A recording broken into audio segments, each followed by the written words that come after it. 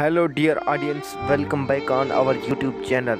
We are sharing information about an earthquake which occurred in Puerto Rico. Today an earthquake hits Puerto Rico. According to United States Geological Survey and European Mediterranean Seismological Center, today means that 12 February 2022 an earthquake hits Puerto Rico and its magnitude was 3.8 and it was at 8 am according to local time. For more latest updates, please like, subscribe and share our YouTube channel and also visit our channel regularly.